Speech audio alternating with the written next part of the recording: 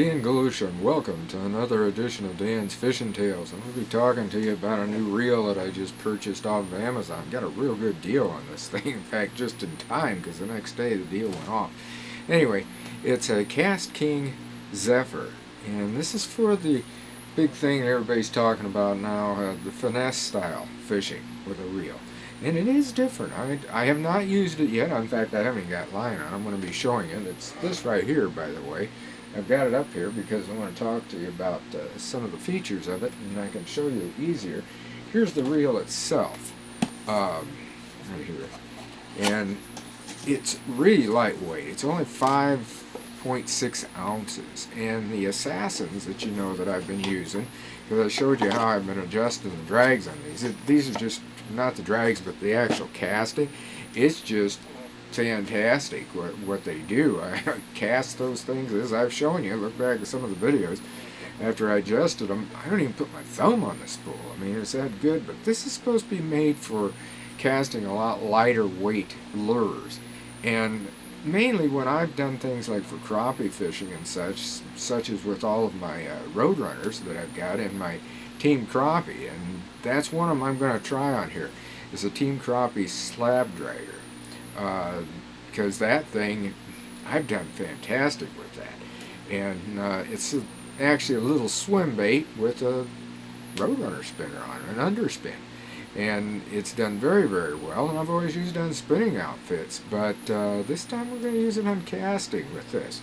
The reel is so smooth. I'm just very impressed with that already. It does have a bait clicker, they said, or something like that in it. Of course, it's got these little clicks anyway. When you adjust it, the spool, this is the spool, the cast control right here. But the brakes are over here. Now, here's the thing about this.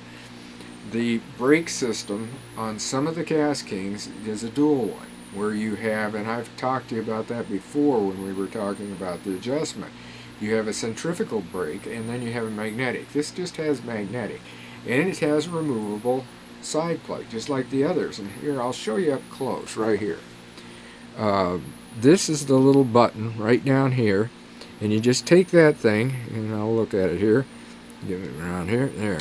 You unlock it, just right here. You just take it like this and unlock it, and then you take this, and you just remove the side plate. That's all you do to it. And there's the magnets, you can see those, and there's your spool, and you just take that, put it back into place, and then over here, just lock it back in. That's all you got to do. Now, if that had the centrifugal brakes, we would have adjusted those inside of there. And there's usually about 4 of those, and start out with turning 2 of them on opposite one another. And I've told you that too in the other videos. Make sure you subscribe and go back and take a look at those, where I show you how to adjust them. Anyway, this thing has got a cone type of a line guide up here, and you will notice, in fact you can see it right here, see how shallow, I think you can see it. It has a very, very shallow spool. I'll show you up close. See, it's not a deep spool. Now there's the thing, you're not going to put a lot of line on these, but that's one of the secrets to being able to cast this with very light lures, thus finesse fishing. And I'll show you here, we'll turn it down, right here, right through this area right here, it tells you what the line is, and there's not a lot of line you can put on this. If you're putting mono on it, 4-pound test mono is probably about the best you're going to do on capacity. That's 75 yards. That's it for 4-pound test.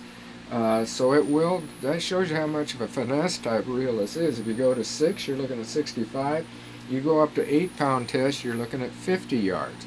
Now I'm thinking about maybe going to 12-pound braid. And if you want to go to braid, now that's different. Because if I go to 12-pound braid, I'm going to have 65 yards. If I go to 8-pound braid, I'll have 110 yards. Here's a secret though to this. Now, in the past I have had a Shakespeare agility rod that is an ultralight, and I've used a standard reel on it. I wasn't all that happy. I just could not see where I was getting the casting. But using that same rod with this reel may be a whole different ballgame. and I really think it'll make a difference. But I'm not sure I'm going to try that first. In fact, I think what I'm going to try is this one that I have the Assassin on. This is a handing rod. It's called a Magic Soul, and I've already got a. The only thing I don't like about this is it does not have a line keeper. You got to get one of these and put it on. Anyway, this is a Z-Man TRD, and with that reel, I'm probably going to go to the smaller TRD. This one is. This is kind of the in-between one. It's not the real big one. It's the in-between. This is a regular TRD. But this has 12-pound test on it. But I'm kind of thinking about using this rod. This is a 6.5-foot rod. And it's got, well, it's light action. And it's got a fast tip. I'd like to have it a moderate fast, but that's what I got. I got a good deal on this too. That's why I've been getting this stuff. I've got some good deals, and I want to kind of switch over. This one is extremely light. Now, this reel, this Assassin, which I've been talking to you about in other videos, is 5.4 ounces. Only 0.2 ounces different, because this one is actually a little heavier, 0.2 ounces.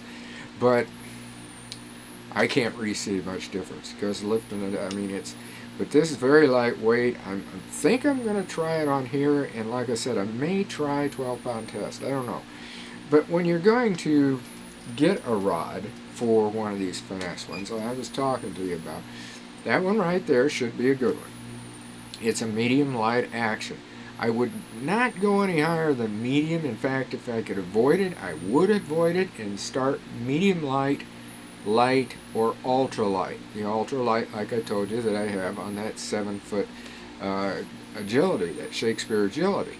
Now that is an ultralight, and it's a different one, but you know, you don't plan on really setting a hook good with it, because that one is a little bit more flexible.